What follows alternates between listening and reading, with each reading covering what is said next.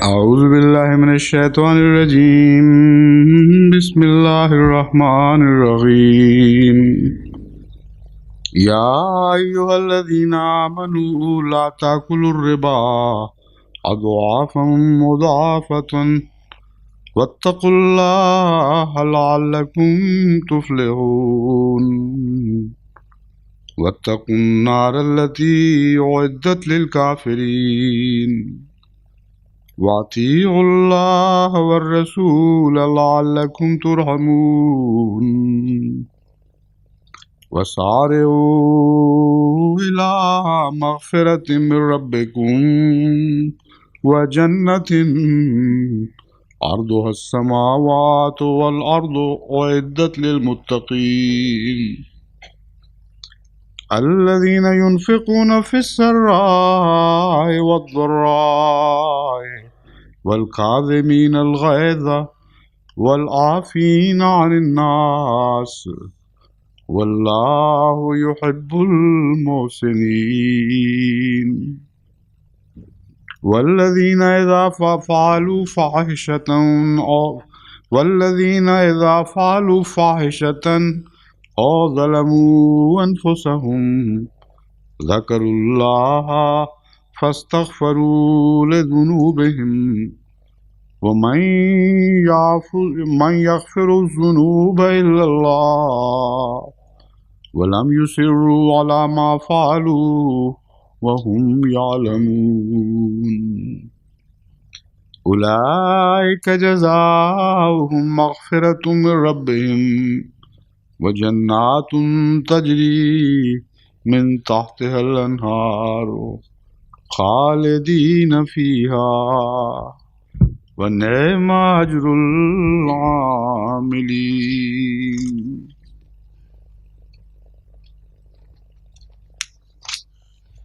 Saya pikir cukup berhenti sampai di sini, karena sulit untuk menyelesaikan ayat-ayat ini hanya dalam satu hari. Pertama, saya akan bacakan terjemahannya terlebih dahulu.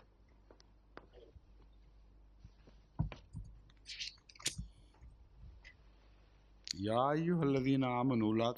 ayyuhalladzina amanu la ta'kulu riba ad'afa mudha'afa wattaqullaha la'allakum tuflihun. Hai orang-orang yang beriman, janganlah kamu makan riba yang berlipat ganda, dan bertakwalah kepada Allah supaya kamu memperoleh keberhasilan. Dan takutlah kepada api yang telah disediakan bagi orang-orang kafir, dan taatlah kepada Allah dan Rasul-Nya supaya kamu dikasihani. Dan berlomba-lombalah ke arah ampunan dari Tuhanmu dan surga yang nilainya seluruh langit dan bumi.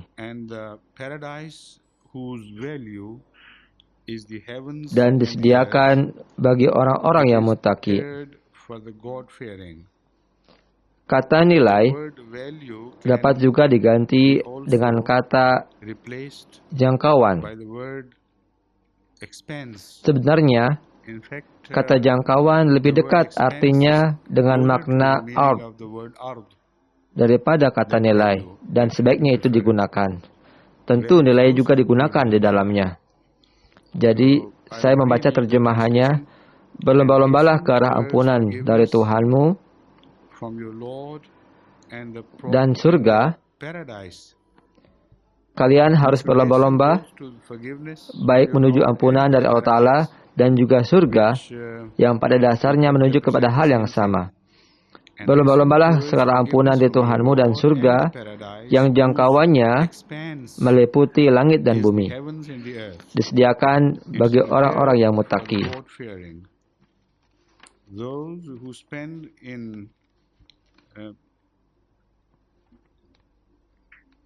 Ialah orang-orang yang membelanjakan harta. Orang-orang yang membelanjakan harta kekayaan. Maaf, ternyata benar. Saya lihat lagi ke teks bahasa Arabnya, sekarang saya tahu mengapa kata itu diterjemahkan demikian. Ialah orang-orang yang membelanjakan harta di waktu lapang dan di waktu sempit, dan yang menahan marah dan memaafkan manusia, Dan Allah mencintai orang-orang yang berbuat kebajikan. Nah, ayat ini harus dibaca bersama-sama dengan ayat sebelumnya. Karena kalau tidak, akan nampak beberapa jawaban yang hilang. Ini merupakan penjelasan lebih lanjut dari orang-orang yang layak mendapatkan ampunan dari Allah Ta'ala, yaitu orang-orang yang membelanjakan harta di waktu lapang dan di waktu sempit, dan yang menahan marah dan memaafkan manusia. Dan Allah Ta'ala mencintai orang-orang yang berbuat kebajikan. Dan orang-orang yang apabila mereka melakukan suatu perbuatan keji atau menganiaya diri mereka sendiri, mereka ingat kepada Allah Ta'ala. Lalu mereka memohon ampunan bagi dosa mereka. Dan siapakah yang dapat mengampuni dosa kecuali Allah Ta'ala?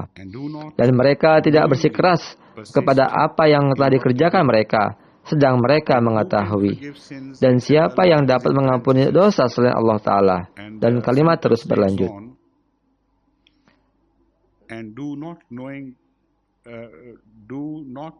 Dan mereka tidak bersikeras pada apa yang telah dikerjakan mereka, sedang mereka mengetahui.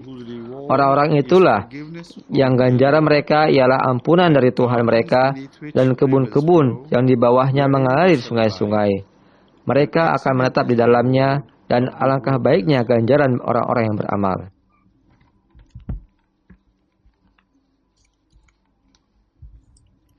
Ayat pertama membahas pertanyaan tentang riba.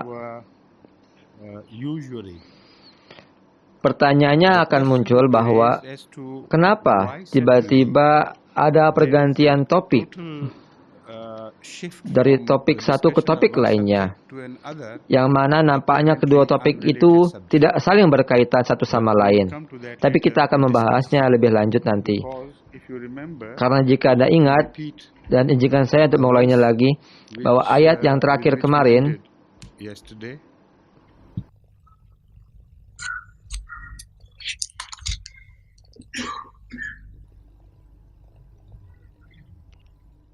pada kenyataannya semua ayat yang telah kita bahas di buku sebelumnya membahas mengenai situasi di Uhud.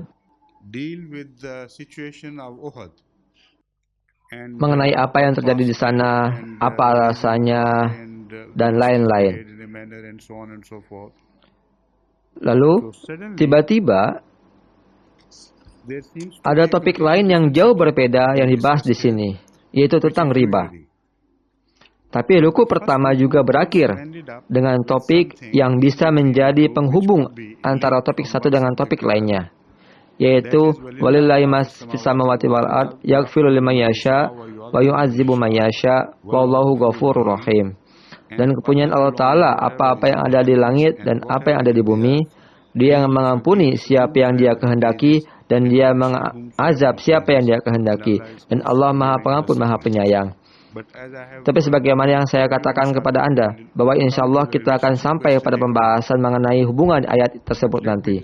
Tapi izinkan saya untuk menyampaikan beberapa ayat yang sulit dan apa pandangan dari para mufassirin dahulu terkait dalam hubungan ini. Yang pertama adalah kata riba, yang telah diterjemahkan sebagai riba atau bunga.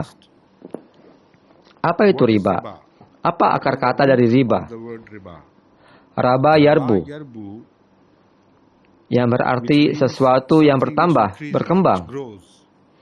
Jadi raba yarbul malu, yaitu kekayaan meningkat atau bertambah. Dan jika Anda mengatakan arba, itu berarti bahwa Anda telah menambahkan sesuatu.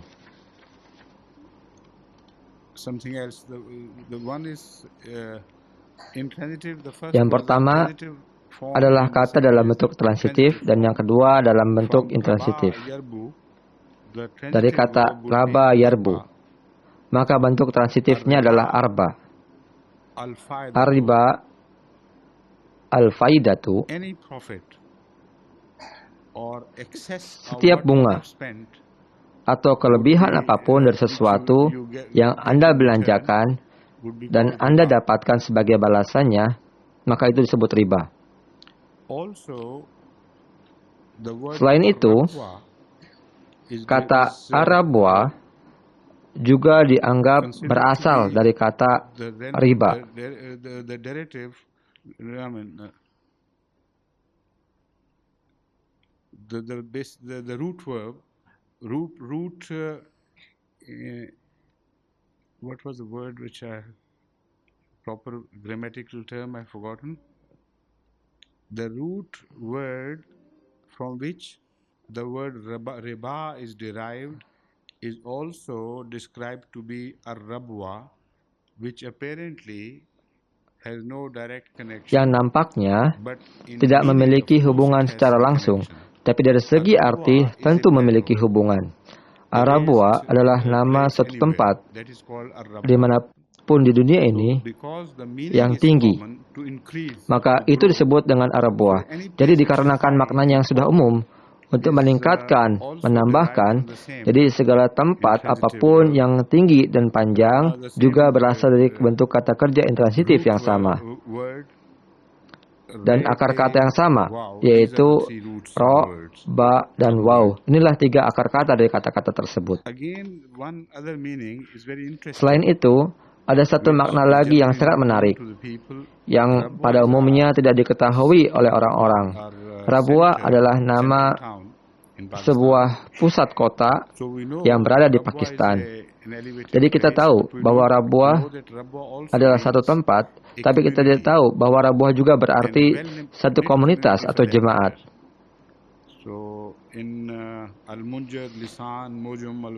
Dalam Al-Mujamul Lisan juga menyebutkan hal ini, bahwa Rabwa berarti jemaat yang besar dan kuat dan juga penting.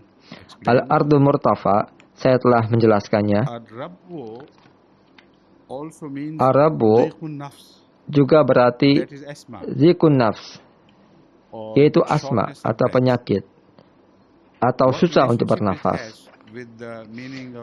Kaitannya dengan makna tinggi atau yang sejenisnya adalah bahwa jika Anda pergi ke suatu tempat yang tinggi, maka Anda akan berada dalam bahaya karena tidak bisa bernafas. Sesak nafas berhubungan dengan sesuatu ketinggian tertentu. Itulah sebabnya mengapa di Arab, arti yang nampaknya berbeda yang dimiliki oleh sebuah kata, ternyata memiliki hubungan yang erat satu sama lain. Setelah mengadakan analisis yang mendalam, Anda juga dapat menemukan hubungan yang nyata dari kata-kata tersebut, yang nampaknya berbeda.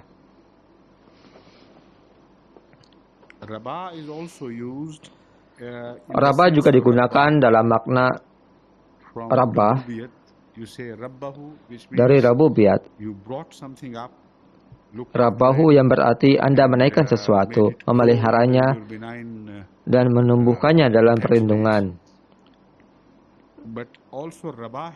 Layaknya orang tua, akan tetapi Rabah juga memiliki arti yang sama, karena Rabah memiliki makna yang berhubungan dengan ketinggian, peningkatan dalam hal status, dan dalam hal-hal yang seperti itu.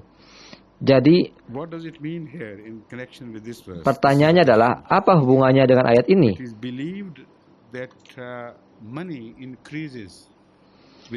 Diyakini bahwa uang semakin bertambah seiring dengan berjalannya waktu.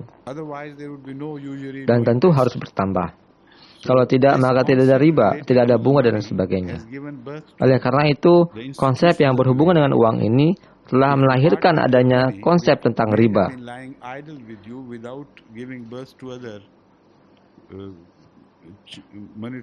Jadi,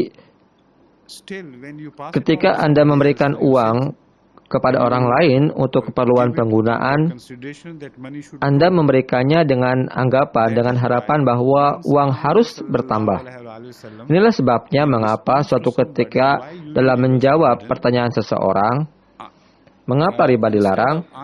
Hadrat Rasulullah SAW alih-alih menjawab pertanyaan tersebut, beliau SAW justru bertanya balik. Beliau berkata, apakah uangmu telah melahirkan anak-anakmu? Itulah poin yang beliau jadikan acuan. Poin utamanya adalah, uang sendiri tidak mempunyai kekuatan atau kemampuan untuk bertambah. Tapi karena adanya ide yang salah tentang uang, bahwa uang harus bertambah. Jadi, kapanpun orang-orang menyerahkan uangnya kepada orang lain untuk tujuan penggunaan, mereka tetap memegang gagasan tersebut bahwa mereka harus mendapatkan uang yang lebih banyak lagi. Oleh karena itu, Al-Quran menolak ide tersebut. Sebenarnya, Al-Quran telah mengemukakan satu konsep yang sangat berbeda mengenai uang. Al-Quran mengatakan bahwa jika kalian menggunakan uang untuk mengeksploitasi orang-orang miskin, maka bukannya mengalami peningkatan, tapi justru kualitas uang mengalami penurunan. Ada hikmah secara ekonomi yang sangat mendalam terkandung dalam hal ini, yang telah saya diskusikan di lain tempat. Saya tidak yakin akan ada waktu yang cukup untuk membahas secara rinci perihal ini lagi. Tapi ingatlah bahwa konsep Quran sangatlah bertentangan dengan apa yang disebut dengan konsep ekonomi berkenaan dengan kualitas uang dari sebuah kapital ataupun modal. Kapital ataupun modal dalam Islam pada dasarnya adalah sesuatu yang memiliki kemampuan untuk menjadi bertambah atau justru malah menurun. Ini tergantung kepada orang yang menggunakan uang tersebut.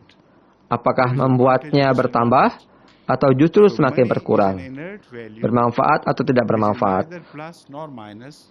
Oleh karena itu, nilai uang tidak plus dan tidak juga minus, bisa bertambah dan bisa juga berkurang.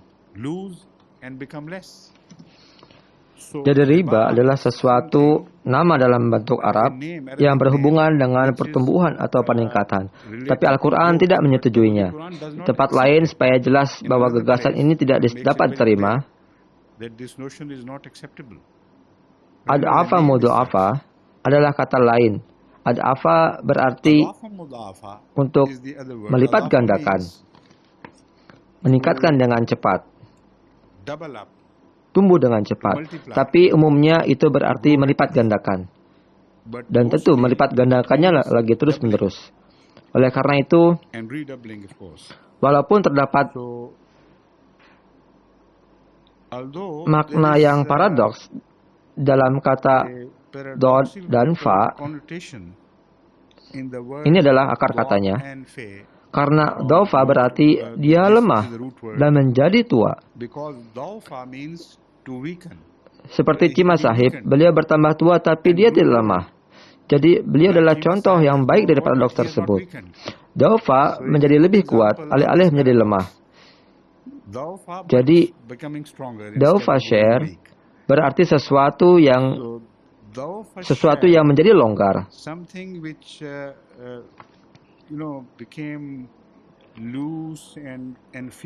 Seperti daging orang-orang yang sudah tua, daging itu longgar dan tidak ada kekuatan di dalamnya, lembek.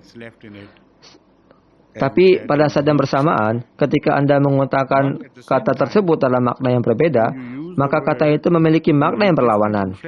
Dafa share atbaqa ba'dahu ala ba'din wasannahu ka'annahu dhaifun wa kana dhaifun. Meletakkan sesuatu di tempat yang tinggi secara berurutan, maka itu berarti melipat gandakan.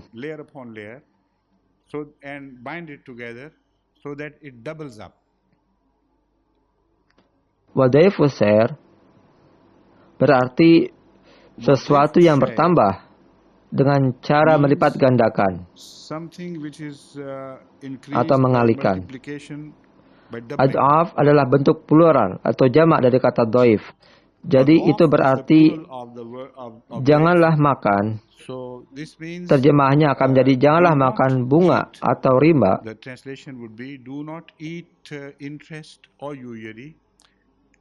Yang artinya adalah melipat gandakan, meningkatkan sampai batas yang tidak memiliki batas. Jadi ada apa mudha'afa berarti bukan hanya melipat gandakan saja, tapi proses melipat gandakan yang terus menerus yang tidak akan pernah berakhir, tidak ada batasnya.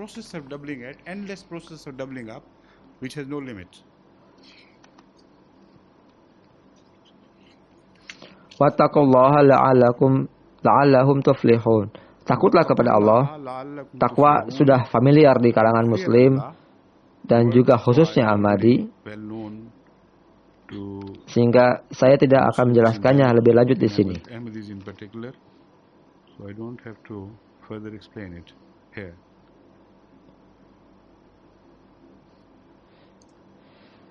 Sejauh menyangkut ayat-ayat sebelumnya, Imam Razi relationship with the previous verse is concerned, Imam Razi, begitu juga tafsir Saghir Imam Syaukani menyatakan dalam satu tempat bahwa ini adalah topik yang baru yang dijelaskan dalam Al-Quran, dan ini tidak ada hubungannya dengan apa yang telah terjadi di masa lalu. Akan tetapi di tempat lain, Imam Razi memiliki pandangan yang lain untuk disampaikan. Beliau berkata bahwa tentu saja ayat ini memiliki kaitan dengan ayat-ayat sebelumnya. Dan di sini, af'al telah dikutip. Af'al adalah salah satu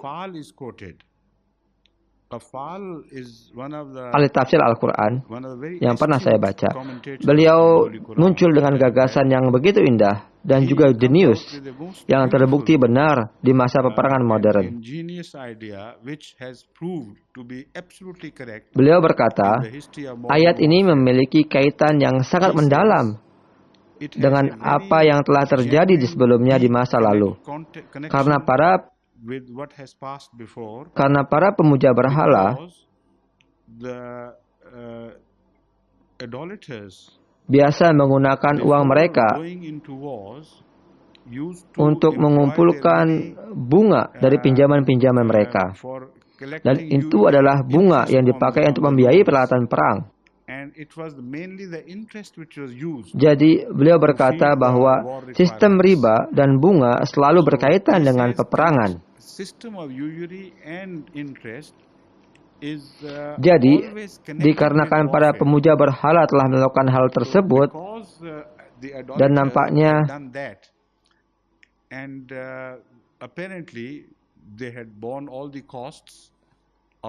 jadi bisa jadi inilah yang menyebabkan timbulnya gagasan yang salah dalam umat Islam, bahwa apabila mereka ingin membalas dendam, maka mereka harus mengikuti contoh ini dan melakukan hal yang sama. Oleh karena itu, inilah sebabnya mengapa peringatan telah diberikan kepada mereka agar jangan pernah sekalipun bermaksud untuk mengeksploitasi kaum miskin dengan cara memberikan pinjaman uang kepada mereka demi mendapatkan bunga, walaupun untuk tujuan yang baik sekalipun. Bahkan untuk tujuan jihad pun kalian tidak diizinkan. Jadi ini adalah hubungan yang sangat masuk di akal yang akan kita bahas lagi.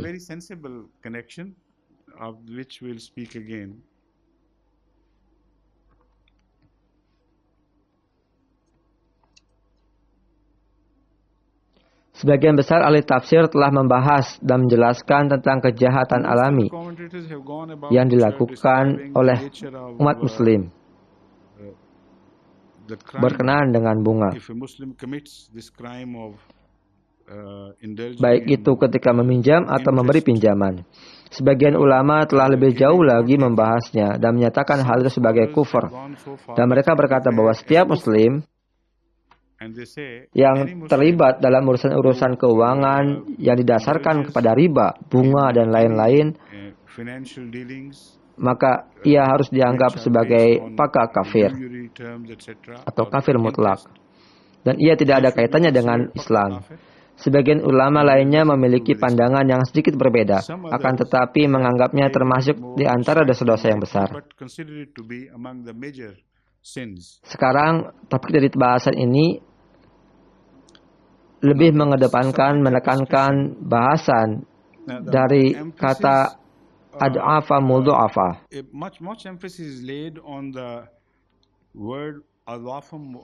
Beberapa ulama telah memilih untuk menafsirkan ayat ini sebagai satu syarat dalam transaksi keuangan yang menentukan apakah itu halal ataukah haram. Mereka berkata bahwa bunga pada dasarnya tidak dilarang. Yang dilarang adalah bentuk bunga yang ad'afa mudha'afa, yaitu bunga yang berlipat ganda terus-menerus dengan cepat dan tanpa ada rasa belas kasihan. Jadi, jika syarat ini tidak ada, maka kalian dapat menentukan ukuran bunga yang masuk di akal, dan itu tidaklah dilarang.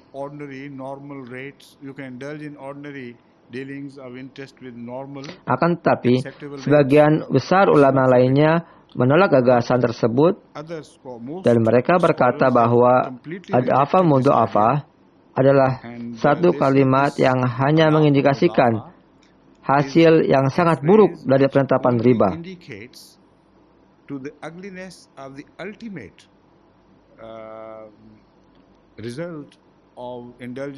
Jadi ini adalah puncaknya daripada riba. Dan ini adalah untuk menyoroti keburukan dari riba itu sendiri. Ad'afa mudha'afa adalah untuk menjelaskan keburukan tersebut. Ini bukanlah sebuah syarat. Hadrat Fatul Masih awal radhiyallahu taala anhu telah menyebutkan secara jelas bahwa riba atau bunga atau apapun kalian menamainya telah dilarang walaupun tanpa syarat tersebut. Pernyataannya jelas dan tanpa syarat bahwa hal itu haram dan kalian tidak dapat membatahnya. Jadi satu-satunya makna dari ad'afa mudha'afa, yaitu maksud saya adalah cara kita mengartikan ad'afa mudha'afa, yaitu dengan menerimanya sebagai usaha lanjutan untuk melipat gandakan keburukan dari riba itu sendiri.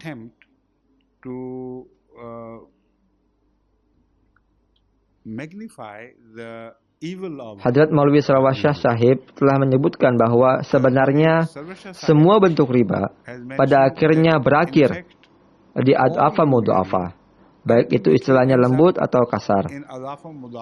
Karena sebagian besar orang yang terpaksa meminjam uang berada di dalam kondisi yang keuangan yang sangat memprihatinkan. Dan sebagian besar di antara mereka tidak dapat membayar uang yang dipinjam tersebut tepat pada waktunya. Jadi waktu terus berlalu dan uang terus bertambah sampai modalnya juga ikut bertambah.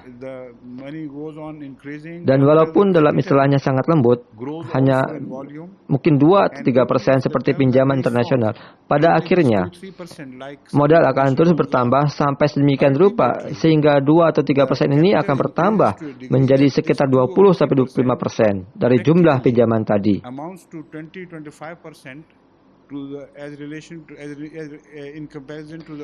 Jadi ini merupakan penderitaan yang sangat bijak dari Hadrat Maulwi Sahib yang merupakan ulama Islam yang memiliki pengetahuan yang mendalam dan masuk di akal. Walaupun kita tidak tahu lagi topik lain yang dibahas selain masalah-masalah agama, ekonomi dan lain sebagainya.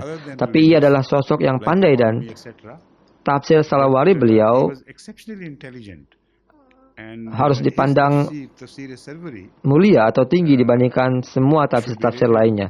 Dan saya merekomendasikan siapa saja yang memiliki akses ke tafsir tersebut untuk dapat membacanya. Jadi inilah poin yang dikemukakan oleh Hadrat Maulwi Sarwar Shah Sahib.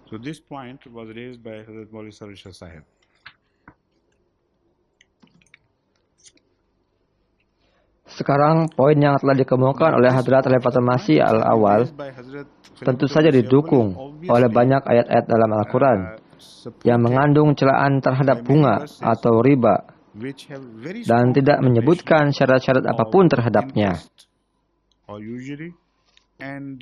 Misalnya, alladzina ya'kuluna riba la yaqumuna illa kama yaqumul ladzi yatakhabbathu asyaitanu minal mas. Orang-orang yang memakan riba, mereka tidak berdiri, melainkan seperti berdirinya orang yang dirasuk setan dengan penyakit gila. Hal ini dikarenakan mereka mengatakan bahwa jual beli sama dengan riba. Jadi mereka yang meyakini bahwa jual beli pun merupakan sarana untuk meningkatkan uang atau kekayaan, dengan meminjamkan modal kepada orang lain harusnya akan menghasilkan penambahan jumlah yang sama atau yang diharapkan. Al-Quran sangat menolak gagasan tersebut serta menolak praktik bunga yang sayangnya diterima oleh semua negara Muslim sejauh yang saya tahu, serta yang telah jauh merasuki transaksi-transaksi keuangan di dalam seluruh masyarakat Islam.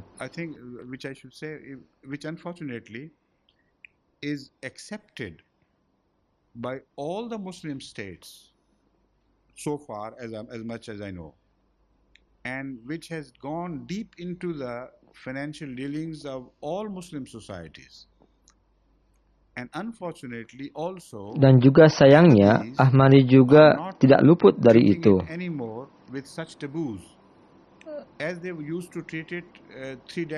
Ahmadi juga tidak memperlakukannya sebagai sesuatu yang buruk, sebagaimana yang mereka lakukan misalnya 3 dekade yang lalu. Jadi, rasa kebencian mereka terhadap meminjam uang, bunga, riba, dan lain sebagainya menjadi berkurang. Dan saya harus mengingatkan kalian bahwa Al-Quran sangatlah keras terhadap hal ini. Al-Quran sangat keras dalam menghakimi mereka yang mengabaikan hal tersebut dan menganggapnya hanya perkara kecil semata yang biasa saja.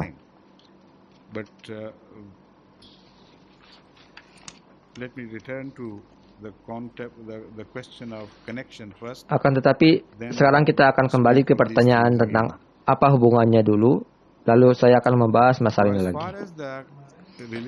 Sejauh dengan kaitannya dengan ayat, bukan hanya satu ayat saja, tapi ayat-ayat sebelumnya, saya sangat setuju dengan Af'al bahwa riba atau bunga,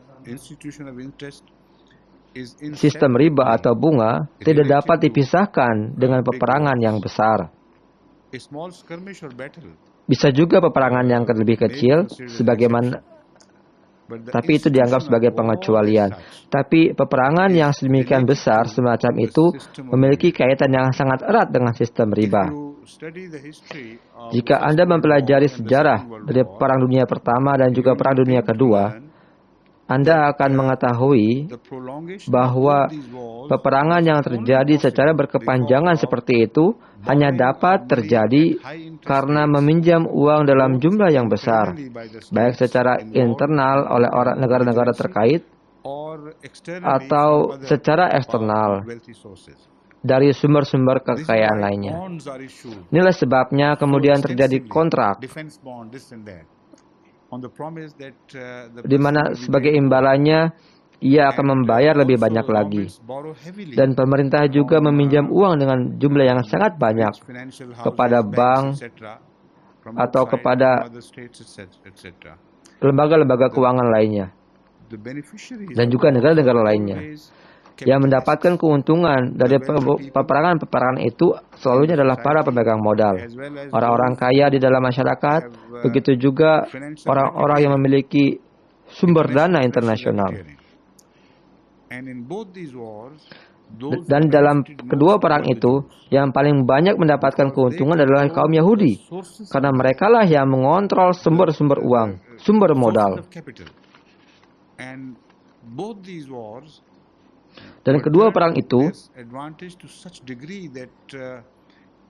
menjadikan keuntungannya sedemikian rupa sehingga membuat seseorang membayangkan bahwa mungkin peperangan merupakan satu hal yang sangat diinginkan oleh kaum Yahudi. Jika tidak ada perang, maka mereka mungkin akan membuat makar atau konspirasi agar terjadi perang. Karena situasi yang aman, damai, tidak mendatangkan keuntungan bagi mereka dibandingkan dengan situasi perang. Perhatikanlah pertanyaan dari kaum Israel sendiri.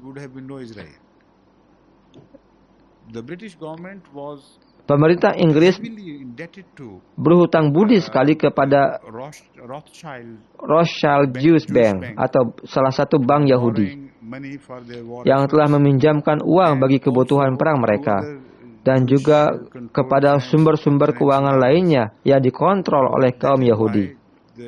Jadi inilah sebabnya mengapa sistem bunga diperbankan bergandengan erat dengan bahaya dari perang. Coupled with the dangers of wars, if not so initially, at least they are coupled with the dangers of Sistem bunga beriringan dengan bahaya dari peperangan yang berkepanjangan, melebihi prediksi kita.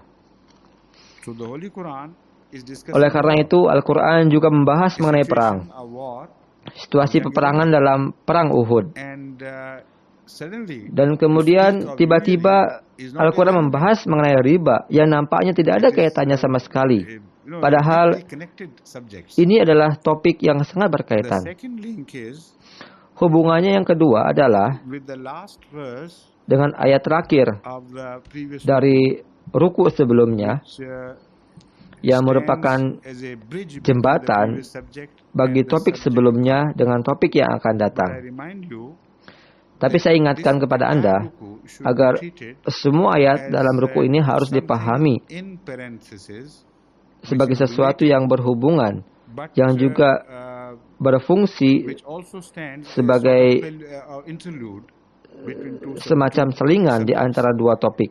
and the question of war will be Dan discussed pertanyaan tentang perang akan dibahas and the lagi. same subject will be taken Dan topik yang sama akan kembali lagi dibahas secara umum. this Jadi, interlude also selingan ini juga membenarkan keterkaitan apa yang telah dibahas sebelumnya dan apa yang akan dibahas kemudian setelah ruku ini selesai. now this bridge which I mentioned Sekarang, jembatan yang telah saya sebutkan adalah ayat lillahi ma fis samawati Lillahi ma fis samawati wal ard yaghfiru liman yasha wa yu'adzibu man yasha wallahu ghafurur rahim. speaks of God's Ayat ini membahas bahwa right prerogative Allah authority memiliki to kekuasaan, forgive whomsoever he pleases hak untuk mengampuni siapapun yang Dia kehendaki dan menghukum siapapun yang Dia kehendaki. and so much has Ini been adalah said arti about yang asli dari ayat tersebut. Dan sebagai besar, ahli tafsir telah membahas hal ini. but I have not read Tapi saya belum pernah membaca dimanapun juga bahwa ayat ini merupakan pintu gerbang dari ruku selanjutnya. in the second ruku which we have just read Dalam ruku kedua yang baru saja kita baca, everything is explained semuanya telah whom dijelaskan. God forgives, Siapa yang berhak mendapatkan ampunan who are the people whom dan God siapa yang akan mendapatkan hukuman. reasons why he forgives, Alasan mengapa dia why he diampuni. punishes. Alasan mengapa dia dihukum. This is a very important subject Jadi which ini has adalah to topik yang sangat explain. penting yang harus dibahas. As such, it can Jadi be taken walaupun in bisa parentheses, dipahami but it has sebagai saling no keterkaitan, justified tapi ayat basis. ini memiliki pembenaran sendiri di sini.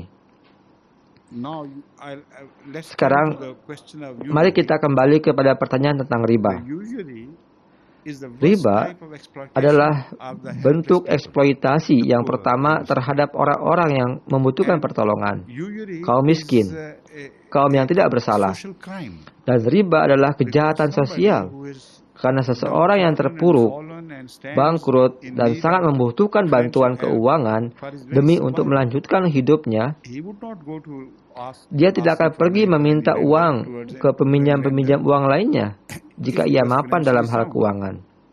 Only occasionally it Hanya may terkadang happen terjadi ketika seseorang atau kelompok yang mapan dalam hal keuangan, ia akan meminjam uang. like to borrow money. These things are for saving income tax, etc. These measures are taken even by financially strong houses. Hal ini dilakukan untuk tabungan, pajak, dan bisnis dan sebagainya. Tapi untuk saat ini, itu bukan yang ingin saya bahas.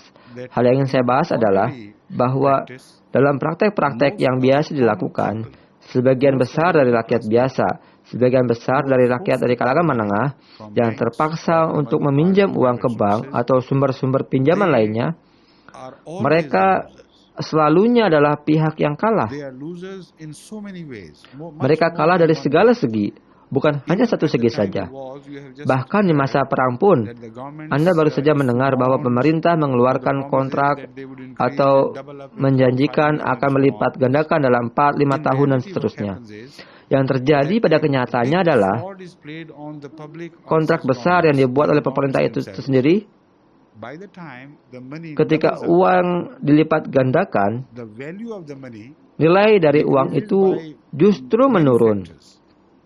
disebabkan oleh berbagai In macam 5 faktor. years' time of Jadi dalam war masa 5 situation, tahun situasi peperangan, if somebody jika has seseorang got, bonds, saving bonds, etc., and is memiliki expecting growth kontrak in the tersebut force, dan tentu and the mengharapkan government agar stays uangnya in bertambah 2 power, kali lipat, and the country didn't fall altogether, he would get his money doubled up. By that time, saat the itu value of the money could nilai be uang reduced dapat to menurun even bahkan 1/100 sampai of 1 the per 100 value jika compared to dibandingkan when ketika he ia meminjam loaned it kepada to the government. pemerintah.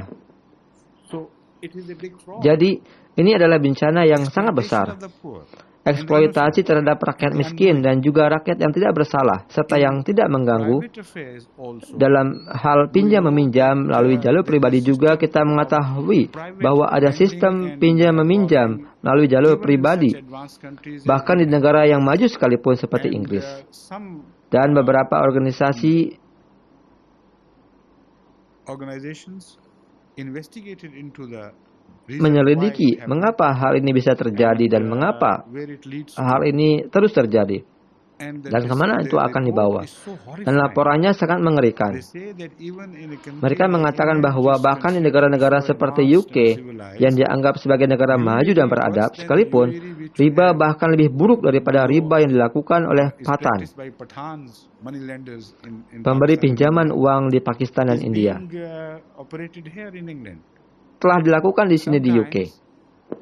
Terkadang, some financial houses crop up and beberapa lembaga-lembaga keuangan let the word pass around dapat memberikan that we uang can give you kepada immediately Anda without any tanpa ada administrasi, surat menyurat, dan lain-lain. legal papers and preparations, etc. at 25% per 3 Sebanyak months. 25% setiap 3 bulan. And Ketika Anda membutuhkan jumlah uang yang lebih kecil, misalnya ratusan pounds, dengan segera, Anda mengatakan, oke, tidak apa-apa, saya akan membayar 150 pounds.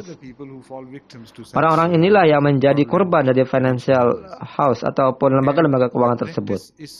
Dan praktek semacam ini dilakukan secara luas, sehingga kebanyakan orang-orang semacam itu berakhir dengan begitu mengenaskan, disebabkan oleh konsekuensi hukum dari perjanjian tersebut.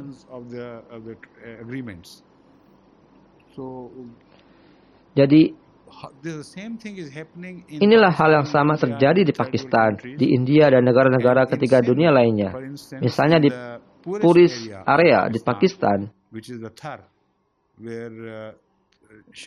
di mana mayoritas populasinya adalah sidutas Hindu.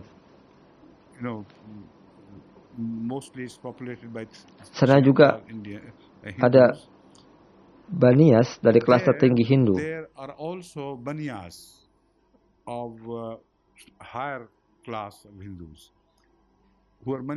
Yang merupakan pemberi pinjaman uang. Melalui pekerjaan di Tariq Jadid, saya berkunjung ke sana untuk pertama kalinya. Saya sangat terkejut ketika mengetahui bahwa semua tanah di daerah itu telah menjadi milik dari para peminjam uang. Padahal pemiliknya terdahulu masih menjadi pemilik tanah tersebut secara sah atau legal.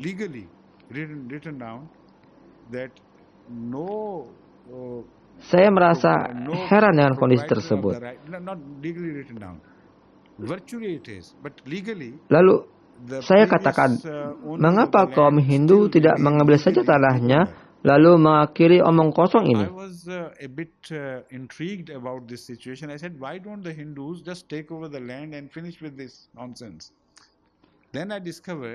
Kemudian saya mengetahui, apabila mereka melakukannya, maka sistem riba, rantai riba akan terputus.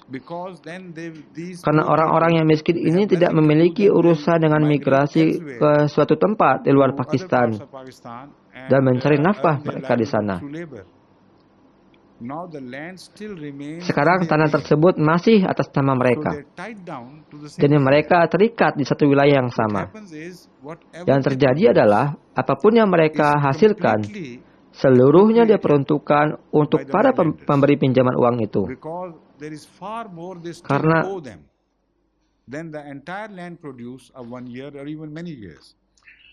So they take it wholesale completely. Jadi mereka mengambil And seluruhnya. write down in their khatas, bahis, etc. that this much has been paid back. And then they say, now how much you need for the Berapa banyak yang kalian 20 years. butuhkan untuk hidup beberapa tahun So they mendatang. borrow on Jadi mereka new meminjam terms dengan cara yang baru. part of the produce of their Selain land, dari produksi dari lahan mereka sendiri. and it is lent out to Lalu them. lahan itu disewakan kepada mereka. Dan hutangnya menjadi semakin bertambah sedemikian rupa.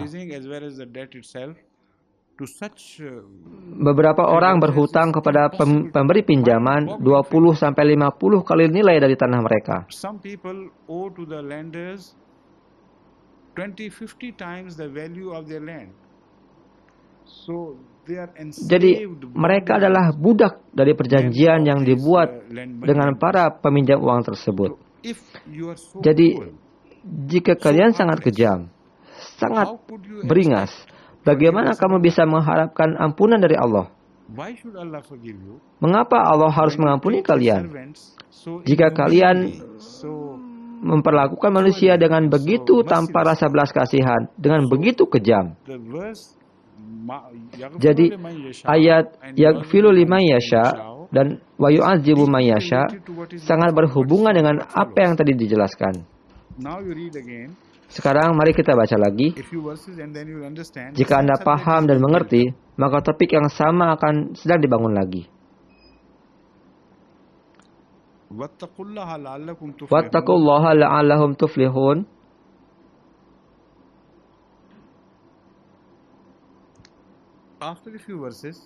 Setelah beberapa ayat tadi, beberapa topik tengah dibahas dan sampai kepada ayat ini. Allazina yunfikuna fis sarai wad dharai wa kaziminal ghaid wal 'afina 'anil nas wallahu yuhibbul muhsinin. Mereka yang layak mendapatkan ampunan dari Allah adalah mereka yang membelanjakan harta baik dalam keadaan lapang maupun dalam keadaan susah, alih-alih mengeksploitasi kesulitan-kesulitan orang lain. Mereka membelanjakan harta mereka demi menolong orang lain, demi kebaikan dan demi Allah untuk menolong masyarakat miskin, untuk mengurangi penderitaan mereka, bukannya mengeksploitasi penderitaan mereka. Jadi inilah hubungan tersebut. Dan mereka yang memaafkan sembari memperhatikan kesalahan mereka. Bahkan jika ada seseorang yang tidak bisa membayar uang yang ia pinjam dari mereka, oh, tidak apa, saya tidak menginginkan apa-apa, saya akan maafkan. Orang-orang yang semacam itu yang layak mendapatkan ampunan dari Allah Ta'ala. Jadi pertanyaan yang timbul, mengapa Allah harus memaafkan, mengampuni semua orang tanpa ada alasan? Ini adalah jawaban pertama dan menjadi jelas apabila Anda membaca seluruh ruku tersebut.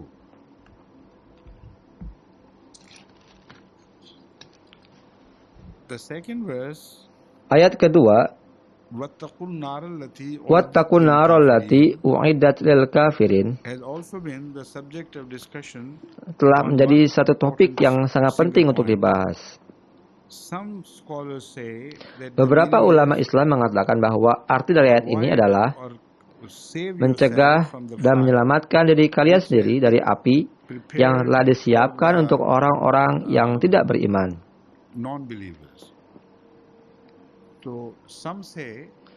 Beberapa orang lainnya berkata bahwa ini sesuai dengan salah satu ulama. Saya akan beritahukan kepada Anda siapa ulama itu. Mungkin itu adalah Imam Abu Hanifah yang mengatakan bahwa ini adalah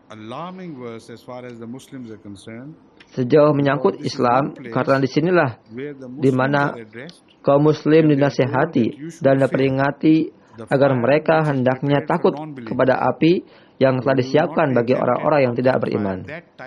Kalian tidak akan dikecualikan dari api tersebut, dari neraka itu, yang disediakan khususnya bagi orang-orang yang non-muslim.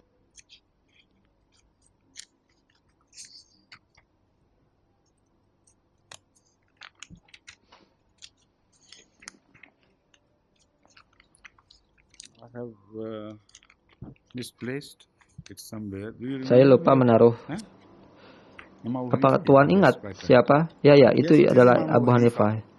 Ya, itu adalah Abu Hanifah yang mengungkapkan hal tersebut. Ayat ini tidak boleh dipahami secara biasa saja, karena ada satu tempat dalam Al-Quran di mana umat Muslim diberikan nasihat, dan mereka juga diberi peringatan dengan api neraka yang khusus disiapkan bagi non-Muslim. Jadi, ini telah menjadi topik atau bahan diskusi mengapa hal itu dilakukan demikian. Tapi sebelum kita lebih jauh lagi membahas aspek ini, izinkan saya untuk menggarisbawahi kata an-nar. Berdasarkan kata bahasa Arab, kata tersebut tidak hanya mesti artinya api neraka saja. Kata itu juga berarti perang. Dan dimanapun juga dalam Al-Quran, perang telah dijanjikan bagi mereka yang tidak mencegah mereka dari keterlibatannya dalam riba dan sistem bunga. Oleh karena itu, an-nar di sini hendaknya diterjemahkan sebagai perang. Makna utamanya haruslah perang, karena Al-Quran menggarisbawahi hal tersebut tepat lain, bahwa hukuman yang diberikan kepada mereka yang tidak mencegah diri mereka dari praktik riba dan sistem bunga telah dijanjikan kepada mereka oleh Allah Ta'ala bahwa mereka akan menderita akibat dari perang yang berkepanjangan tersebut. Jadi ini kita telah mengetahui hubungan antara riba dan perang, dan Al-Quran juga menyebutkan dalam konteks tersebut. Arti dari wattaqun narol lati uiddat lil kafirin, seharusnya wahai muslim, kalian mengetahui akibat dari semua ini. Paling tidak selamatkanlah dirimu sendiri dari peperangan yang disiapkan bagi orang-orang non-muslim, karena mereka memang terlibat dalam kejahatan tersebut. Pada kenyataannya, sistem kapital memiliki potensi untuk menciptakan perang.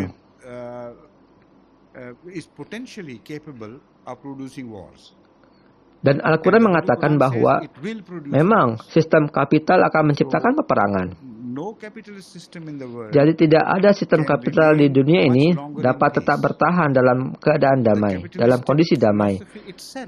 Filosofi kapital itu sendiri yang menciptakan perang. Dan dengan begitu, umat Islam diperingati bahwa kami telah memberitahukan bahaya dari keterlibatan dalam riba dan sistem bunga. Tapi kalian tidak mengindahkannya, maka kalian akan terlibat dalam perang seperti itu yang pada mulanya disiapkan bagi umat non-muslim, bukan untuk kalian. Inilah apa yang telah terjadi ketika krisis Teluk atau The Gulf Crisis. Dan saya ingin menyarankan, jika seorang muslim kaya, negara muslim yang kaya, tidak terlibat dalam sistem bunga, demi untuk kepentingan pribadi mereka, maka tidak akan terjadi lagi perang teluk lainnya. Karena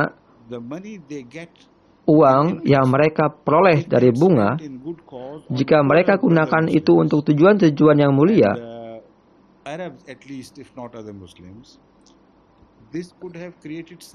itu akan menciptakan rasa kepuasan yang sangat tinggi dan akan memenuhi lebih dari kebutuhan-kebutuhan yang sangat penting dari seluruh wilayah.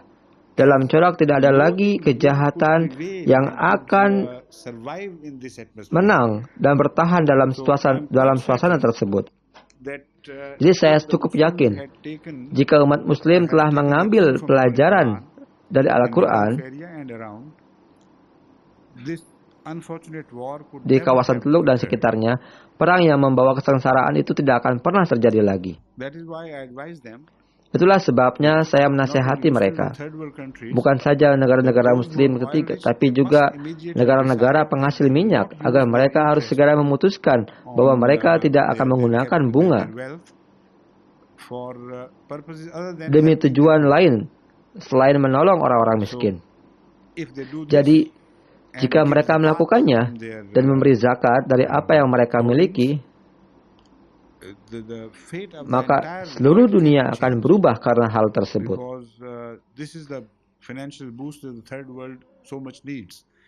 Dan jika kalian menghitung pengeluaran bunga dari uang yang mereka miliki dan zakat sekitar 2,5%,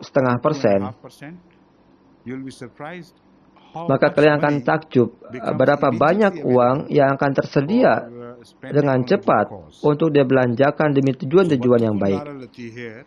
Jadi watakun narolati di sini makna utamanya adalah selamatkanlah diri kalian sendiri dari kejahatan perang yang pada mulanya dibuat bagi kaum non-muslim yang melakukan praktek riba, bunga, dan lain sebagainya. Who indulge in the system of usury and capitalism, etc. Wa atiullaha wa rasula la'allakum turhamun, dan taatlah kepada Allah dan Rasulnya Muhammad Rasulullah Sallallahu Alaihi Wasallam la'allakum turhamun, sehingga kalian akan mendapatkan kasih sayang atau dikasihani. Jadi inilah tema yang sama yang telah dibuka di ayat terakhir pada ruku terakhir. Ruku sebelumnya, maksudnya di sini.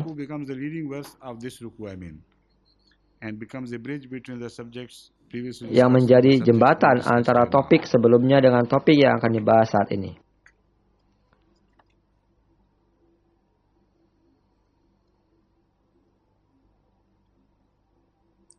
Mufradat Imam Raghib juga menyebutkan An-Narul Harbu. Nar juga digunakan untuk menunjukkan perang.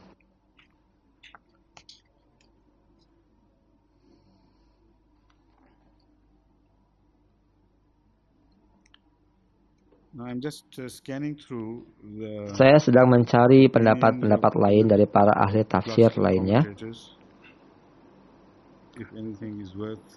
Jika pendapat itu layak untuk disampaikan, maka akan saya sampaikan kepada Anda.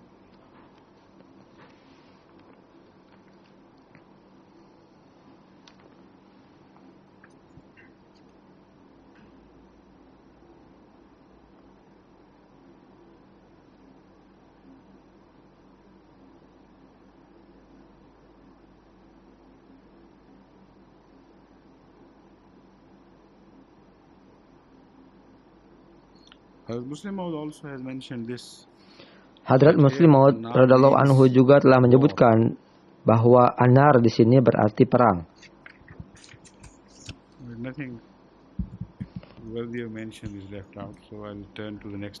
Tidak ada pendapat lain, jadi saya akan lanjut ke ayat berikutnya. Wasari'u ila magfiratin mirabbikum wa jannatun arduha samawati wal ard uiddat lil muttaqin, dan dia berlomba-lomba ke arah pengampunan dari Tuhannya dan ke arah surga. Arduha samawati wal ard, yang jangkauannya sama dengan jangkauan seluruh semesta ini, langit dan bumi. Uiddat lil muttaqin, semua ini telah disediakan bagi orang-orang yang takwa kepada Allah. Jadi dua ayat ini berfungsi untuk mendukung satu sama lain. Pertolongan disebutkan di sini dan juga peperangan juga disebutkan. Uiddat lil kafirin, disediakan bagi non-muslim. Di sini disebutkan uiddat lil muttaqin, tidak hanya orang yang beriman saja, tapi juga mereka yang takwa kepada Allah. Mereka akan mendapatkan surga sebagaimana yang dijelaskan di ayat ini. Secara pribadi saya meyakini bahwa ayat ini harus dipahami sebagai surga yang dijanjikan akan kita dapatkan di kehidupan yang mendatang setelah mati, dan juga bentuk surga yang dijanjikan akan didapati di dunia ini juga. Alasan saya adalah bahwa an-nar dapat diterjemahkan dengan dua cara. Satu arti dari an-nar dapat ditampakkan di dunia ini, dan juga makna lain dari an-nar dapat diaplikasikan pada kehidupan yang kedua. Jadi ayat ini juga dalam konteks ini harus diaplikasikan dengan dua cara itu juga. Perwujudan pertama adalah ketika dunia ini juga lawan dari anar dan perang, dan perwujudan yang kedua adalah ketika di kehidupan yang akan mendatang dalam corak surga yang telah dijanjikan kepada kita di kehidupan akhirat nanti, sebagaimana yang telah kita ketahui bersama. Jadi dalam corak yang pertama, yaitu di dunia ini, wasari'u ila magfirati min rabbikum wa jannatun arduhas samawati wal ard uiddat lil muttaqin, berarti bahwa jika kamu takut kepada Allah dan menghindarkan diri dari riba, bunga dan lain-lain, maka kami berjanji bahwa kami akan menciptakan surga di bumi ini, bukan hanya surga bagi perkara-perkara dunia saja, tapi juga akan menciptakan atmosfer di mana orang-orang akan menjadi bertuhan, menjadi orang-orang yang bertakwa kepada Allah Ta'ala. Dan surga ini akan mencakup perkara-perkara dunia dan juga perkara-perkara rohani. Oleh karena itu, iklim atau suasana yang dibuat oleh sistem kapitalis tidak akan termasuk dalam tipe surga sebagaimana yang digambarkan dalam Al-Quran. Bukan hanya untuk kehidupan akhirat saja, tapi juga untuk kehidupan di dunia ini juga. Surga yang telah disebutkan dalam kaitannya dengan surga pertama, surga seperti itu telah dijelaskan sebagai sebuah tempat di bumi, di mana di sana segala macam kebutuhan dasar manusia telah terjamin. Alla tajua fiha wala tara.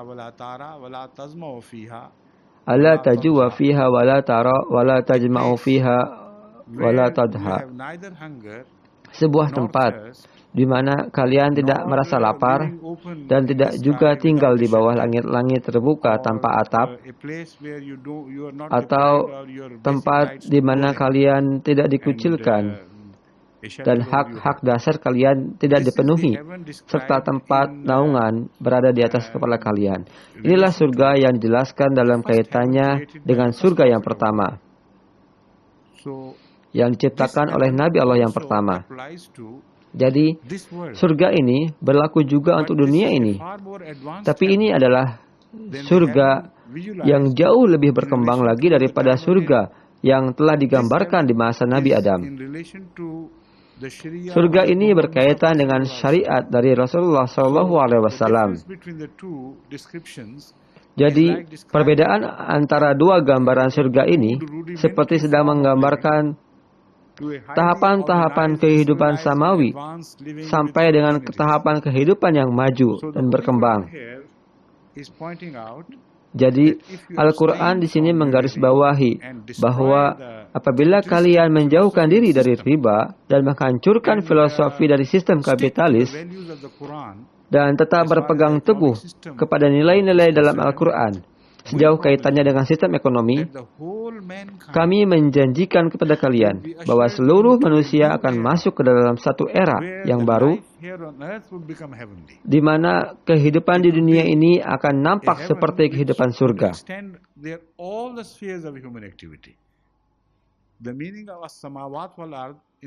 Surga yang akan mencakup seluruh kegiatan manusia. Arti dari as-samawat wal ard dalam konteks ini adalah akan mencakup seluruh kegiatan atau aktivitas, baik itu rohani, jasmani, sosial, dan lain-lain. Jadi inilah arti pertama dari ayat ini. Sari'u ila magfiratin min rabbikum wa jannatun arduhas samawati wal ard uiddat lil muttaqin.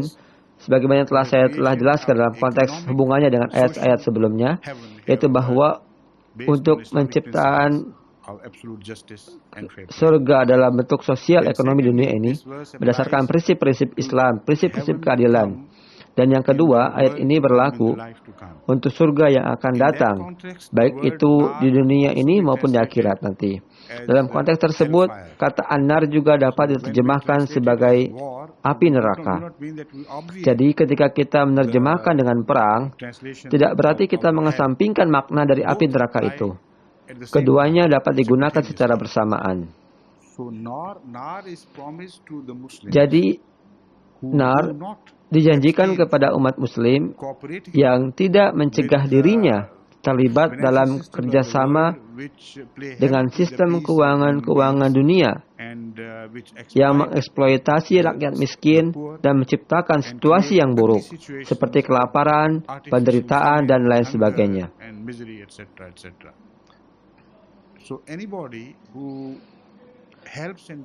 Oleh karena itu, siapapun yang menolong dan mendukung sistem tersebut adalah salah, dan kalian juga akan menderita akan hukuman yang telah disediakan, yang utamanya dan khususnya untuk non-Muslim.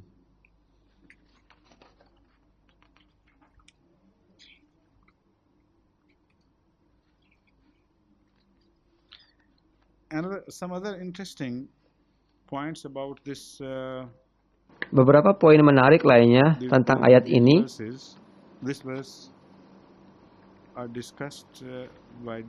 yang dibahas oleh berbagai ulama yang berbeda.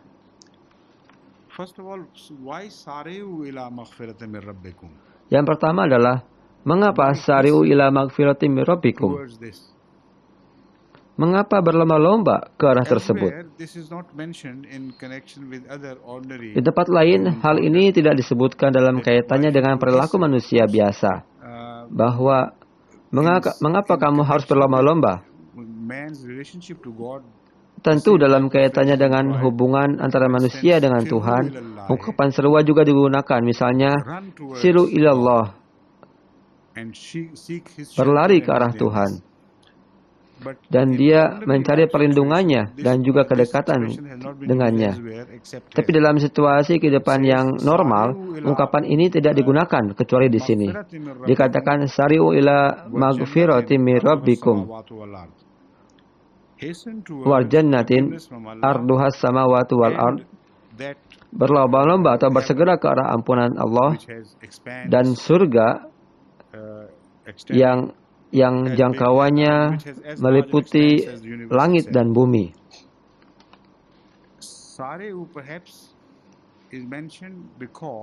Sari'u disebutkan mungkin karena situasi di mana kebutuhan-kebutuhan para kaum miskin telah diabaikan, di mana mereka memikul beban dan tidak ada yang memperlihatkan belas kasihan kepada mereka. Alih-alih membantu menambah berbekalan mereka, tapi mereka justru dieksploitasi dan menambah penderitaan mereka. Hingga hidup ini menjadi penderitaan yang begitu panjang bagi mereka. Inilah hal yang menarik kemurkaan Allah Ta'ala. Allah tidak akan menunggu kalian mati dan lalu datang kepadanya. Tapi Allah akan menghukum kalian. Jadi, hukuman bagi mereka akan diberikan di dunia ini juga. Dan juga bentuk hukuman-hukuman lainnya. Kehidupan orang kaya pun akan dibuat sedemikian rupa, menjadi menderita, penuh kegelisahan, dan tanpa adanya kedamaian. Jadi, seluruh lapisan masyarakat akan menderita. Jika kalian tidak mau segera memperbaiki kesalahan kalian dan tetap terlibat dalam sistem keuangan seperti itu yang terus-menerus merampok hak-hak mereka. Poin lainnya yang dibahas dalam Arduhas samawati wal ard, beberapa orang mengatakan ard berarti luas. Panjangnya tidak disebutkan, jadi mereka mengartikannya secara letterlek. Ini berarti bahwa luasnya surga seluas alam semesta. Panjangnya tidak disebutkan karena alam semesta lebih pendek dari sisi tersebut. Jadi ada dua bagian, itu panjang dan luas. Tapi hanya luasnya yang disebutkan, karena jannah lebih panjang, sama dengan alam semesta. Para ulama lain pun memiliki pendapat yang berbeda. Ard juga memiliki arti ukuran.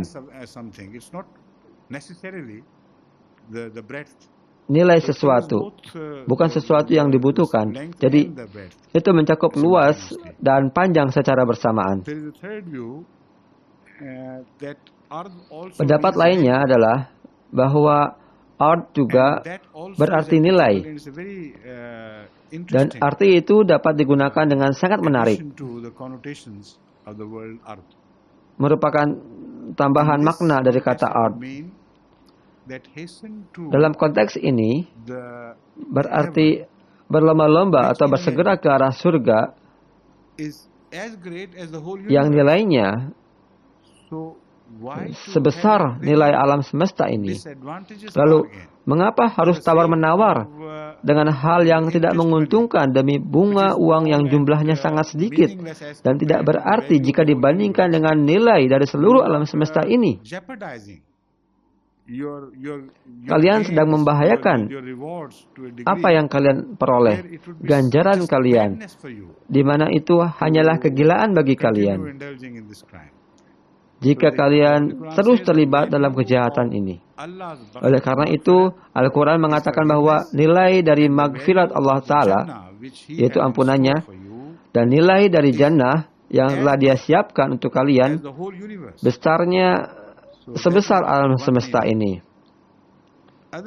Jadi itu tadi adalah arti yang pertama.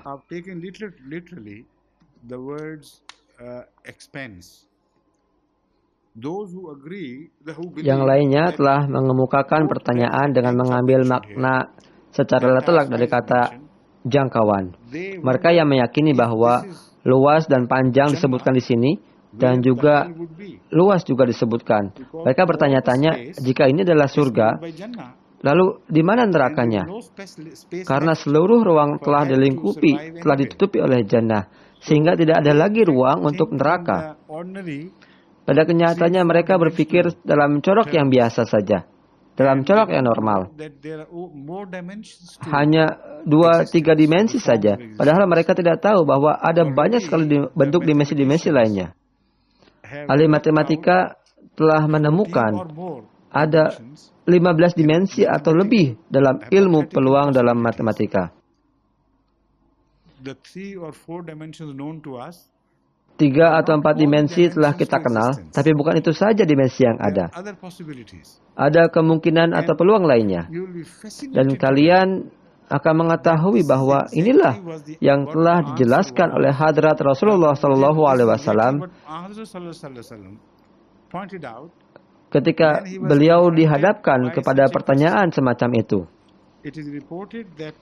Diriwayatkan bahwa perwakilan dari Hirqal, Kaisar, berada di Madinah ketika ayat ini diwahyukan yang berdekatan dengan masa tersebut. Jadi ia merasa heran dengan ayat itu karena ia memaknainya secara letelak dan dengan dimensi yang biasa saja. Lalu ia berkata, sembari menggarisbawahi ayat tersebut, ia bertanya kepada Rasulullah SAW, saya telah mendengar bahwa Anda mengajak orang-orang ke arah surga yang disediakan bagi orang-orang yang bertakwa, yang jangkauannya melingkupi atau sama dengan seluas alam semesta ini. Pertanyaannya adalah, di mana neraka berada jika seluruh area telah ditutupi oleh surga? Jawabannya adalah, Subhanallah, Allah Maha Suci dari segala macam bentuk kekurangan atau kelemahan. Ketika siang hari muncul, lalu kemana perginya malam?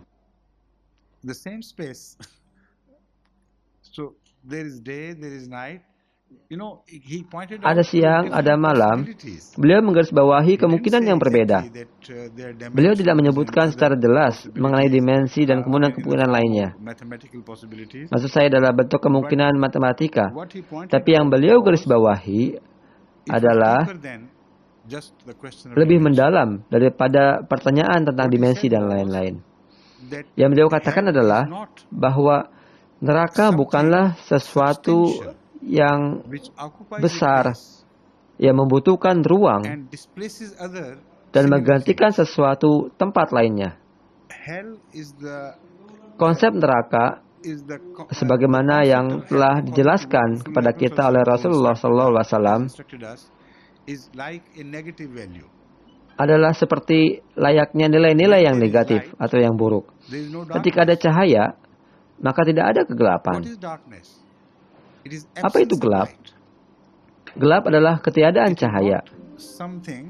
Gelap bukanlah sesuatu yang menempati suatu ruang.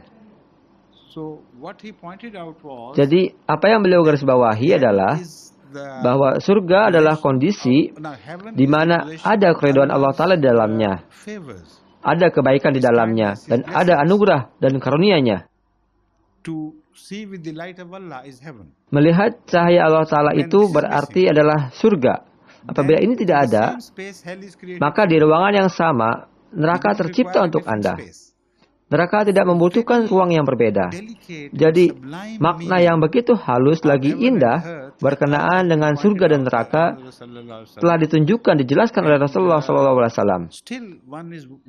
Tapi masih saja timbul pertanyaan, mengapa para ulama di masa pertengahan maupun bahkan di ulama masa kini masih saja menganggap bahwa surga dan neraka bersifat material dan spiritual?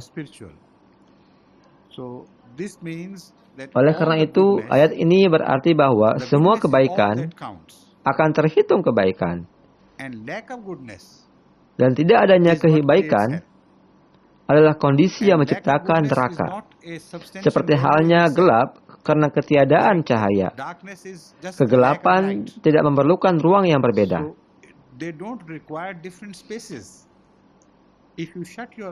Tidak memerlukan ruang yang berbeda. Jika Anda memejamkan mata Anda di tempat yang sama, Anda akan berada di kegelapan. Anda membuka mata, maka di tempat yang sama pula, Anda akan mendapatkan cahaya. Dan surga dan neraka sebagaimana yang telah dijelaskan di sini. Orang-orang yang tinggal di lingkungan yang sama, maka pengalaman mereka pun akan berbeda. Inilah ajarannya. Inilah pesan yang terkandung dalam ayat ini.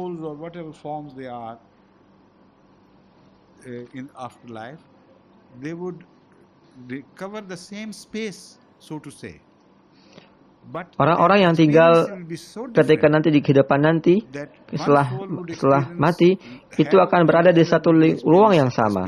Tapi pengalaman mereka akan sangat berbeda. Di mana satu orang merasakan neraka, sedangkan satu orang lagi merasakan surga.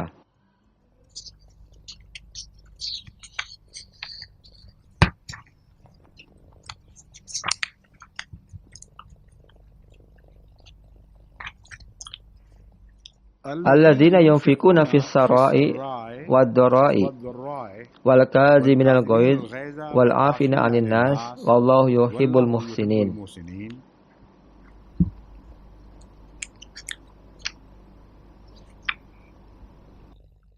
Ini adalah penjelasan dari orang-orang yang akan memperoleh surga.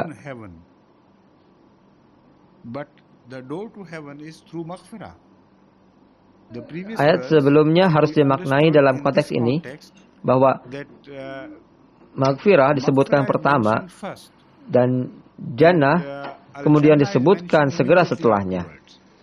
Jadi maghfirah disebut sebagai pintu masuk untuk memasuki surga. Ayat ini juga bermakna bahwa tidak ada seorang pun yang dapat memasuki jannah atas kehendaknya sendiri, sebagai hasil dari akhlaknya yang baik. Maghfirah akan diperlukan untuk menghapus dosa-dosanya dan pengaruh-pengaruh buruk yang ada dalam dirinya. Jadi, sebelum ia disucikan oleh Allah Ta'ala dengan melalui ampunannya, tidak ada seorang pun yang bisa memasuki surga. Dan siapakah orang-orang yang memperoleh ampunan? Inilah yang saat ini tengah dibahas. Dan yang ada kaitannya dengan ayat terakhir di ruku yang sebelumnya. Alladzina yunfikuna fis sarai wad dharai. Yang akhlaknya benar-benar berlawanan dengan perilaku orang-orang yang materialistik. Mereka yang berpegang teguh kepada kapitalistik. Alladzina yunfikuna fis sarai. Ini sangat penting. Ayat ini menyebutkan orang-orang yang membelanjakan harta bukan hanya ketika dalam keadaan lapang, tapi juga dalam keadaan susah. Jika kalian mempunyai kebiasaan, jika kalian mempunyai gaya hidup di mana kalian tidak akan dapat hidup tanpa sarana-sarana tersebut, bagaimana mungkin kalian akan dapat membelanjakan harta di saat kesulitan? Ini adalah satu persyaratan yang sangat penting yang diberikan kepada umat muslim, berkenaan dengan pasrah dengan apa yang telah Allah Ta'ala berikan kepada mereka. Hidup dengan penuh sarana dan prasarana, tapi orang-orang itu tidak meminta-minta kepada orang lain dan juga tidak meminjam. Kalau tidak, itu mustahil karena keadaan tidak bisa ditipu. Oleh karena itu, jika masyarakat terdiri dari orang-orang yang berakhlak mulia seperti itu dan juga takwa kepada Allah, maka sistem riba dan bunga akan jatuh secara otomatis. Tidak akan ada seorang pun yang akan berhutang untuk membeli rumah karena orang-orang miskin akan berusaha mencari rumah di mana mereka bisa gunakan daripada berhutang atau meminjam uang, meminta-minta dan lain sebagainya. Mereka tidak akan melakukan hal-hal seperti itu. Give money by way of alms and distribute it to the poor, etc. So they won't need any such things anyhow, either temporary or permanent. Ini adalah poin yang sangat penting. Inilah sebabnya saya pernah suatu kali menyampaikan khutbah Jumat atas pertanyaan tentang qanaah. Ahmadi harus menaruh perhatian kepada qanaah ini. Kurangnya rasa qanaah akan memaksa seseorang untuk bukan hanya untuk minta-minta, tapi juga meminjam, bahkan dengan sistem bunga. Mereka berkata bahwa kami tidak memiliki ini, kami tidak memiliki itu, kami membutuhkan ini, kami membutuhkan itu, dan semacamnya. Orang yang kita anggap miskin terpaksa harus meminjam uang dengan menggunakan bunga. Terkadang saya tidak dapat berbantah dengan mereka dan merasa kasihan kepada mereka. Tapi saya tahu bahwa ini adalah perbuatan yang salah. Ini adalah perbuatan yang salah, tapi dibenarkan hanya karena pertama-tama mereka harus memenuhi gaya hidup mereka semata. Dan mereka tidak dapat mendengar khutbah saya. Mereka datang hanya untuk memberi pertanyaan singkat ini dan itu. Tapi dalam ayat Al-Quran, ini membungkam semua filosofi itu mengenai keuangan. Jika umat muslim, Al-Quran memberitahu kita, adalah orang-orang yang jujur. Jika mereka belajar untuk hidup dalam kesukaran. Bukan hanya itu. Selain kesukaran, jika mereka ingin untuk membelanjakan harta mereka bagi orang lain dan menolong orang lain, ini akan menjadi jalan pintas untuk menciptakan surga di bumi ini. Kalau tidak seperti itu, maka surga tidak akan tercipta di dunia ini. Dan inilah yang telah terjadi di zaman pendiri agama Islam, Hadrat Rasulullah SAW. Orang yang termiskin di masyarakat, golongan yang termiskin dalam masyarakat, mereka ingin membelanjakan harta dan bukannya meminta-minta. Mereka sangat jujur, sedemikian rupa tingginya, sampai-sampai mereka rela menghadapi kematian daripada harus meminta-minta untuk menghilangkan rasa lapar mereka. Suatu kali satu golongan di antara mereka mendatangi Rasulullah SAW dan mengungkapkan rasa ketidakpuasan mereka yang mendalam. Bukan karena kemiskinan yang mereka alami, tapi karena mereka tidak mampu untuk membelanjakan harta di jalan Allah. Mereka begitu miskin, sedemikian rupa, sehingga apabila kita melihat golongan-golongan masyarakat lainnya yang lebih beruntung, mereka membelanjakan harta mereka, mereka menyambut seruan Rasulullah untuk membelanjakan harta dari Allah, kami tidak dapat melakukannya. Jadi, mereka meminta nasihat kepada Rasulullah SAW, akan tetapi kita tahu bahwa mereka mulai pergi ke hutan dan memotong kayu, lalu membawanya ke kota.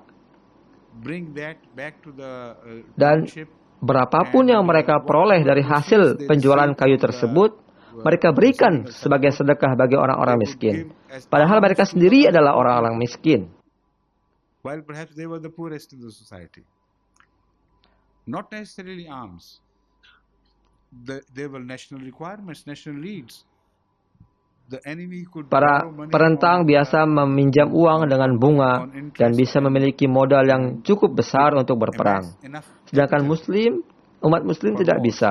The Muslims could not. Jadi, So seluruh all sumber the source of pendapatan income didasarkan was kepada on kualitas dari was masyarakat based itu on sendiri. the quality of the society. Jika masyarakat memiliki kualitas yang tinggi, dapat dibelanjakan demi tujuan-tujuan mulia, maka hanya dengan cara itulah Islam dapat bertahan. Dan inilah sebenarnya yang telah dihasilkan oleh Rasulullah SAW di bumi ini. Jadi, orang miskin ini melakukan pekerjaan-pekerjaan yang berat bukan untuk memenuhi perbekalan mereka di dunia ini, tapi agar bisa membelanjakannya di jalan Allah.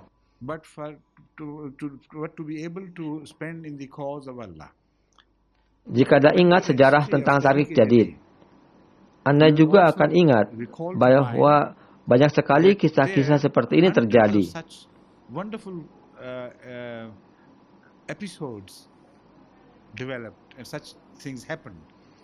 Hadrat Muslim Maud radhiyallahu anhu seringkali menyebutkan hal ini berkenaan dengan pengalaman orang-orang miskin yang untuk mendapatkan penghasilan tambahan, mereka rela melakukan pekerjaan-pekerjaan berat tambahan dan mendapatkan penghasilan tambahan dari itu.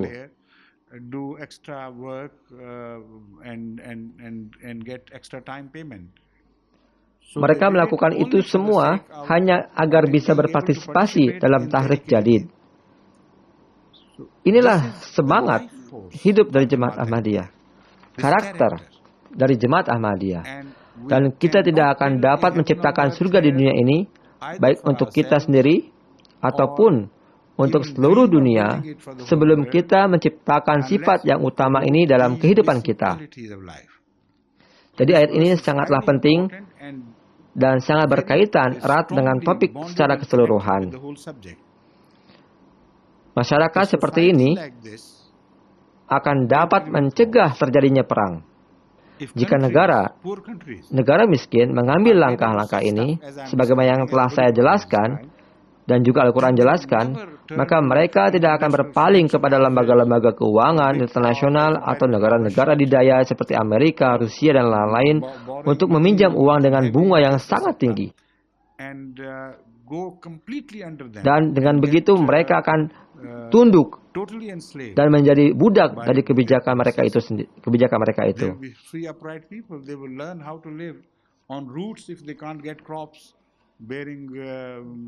Mereka akan menjadi orang-orang yang bebas dan